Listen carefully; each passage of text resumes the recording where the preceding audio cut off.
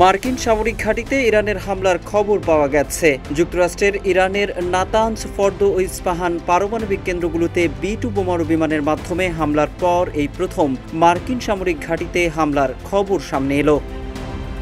ইরানের রাষ্ট্রীয় সংবাদ মাধ্যম মেহের নিউজের খবরে সিরিয়ায় অবস্থিত মার্কিন যুক্তরাষ্ট্রের ঘাঁটিতে হামলার খবর জানানো হয়েছে। 23 জুন সংবাদ সূত্রের বরাতে মেহের নিউজ জানিয়েছে, সিরিয়ায় অবস্থিত একটি মার্কিন সামরিক ঘাঁটিতে মর্টার হামলা চালানো হয়েছে।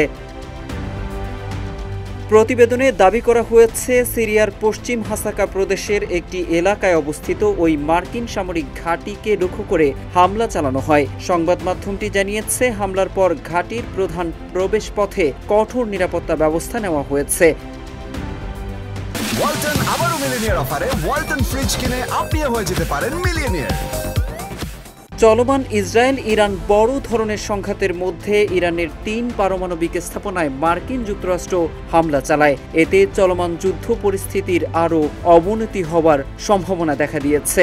এদিকে ইরানে হামলার পর প্রতিক্রিয়ার অংশ হিসেবে ইসরায়েলে হামলায় অত্যাধুনিক ক্ষেপণাস্ত্র ব্যবহার করছে ইরান।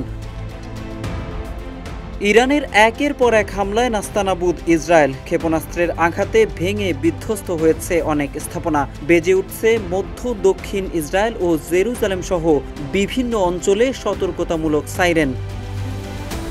ইরান ইসরায়েল যুদ্ধে সরাসরি মার্কিন যুক্তরাষ্ট্রের উপস্থিতি পরিস্থিতি আরও ঘোলাটে করে দিচ্ছে। হামলার পর এই প্রথম ইরান সিরিয়ায় অবস্থিত মার্কিন ঘাঁটিতে হামলা চালালো।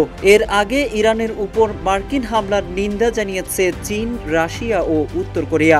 উত্তর কোরিয়া ইরানের উপর চালানো হামলাকে জাতিসংঘের সনদ লঙ্ঘন বলে আখ্যা দিয়ে কড়া প্রতিক্রিয়া জানিয়েছে। মোহাম্মদ সাইফুল ইসলাম, ইত্তেফাক।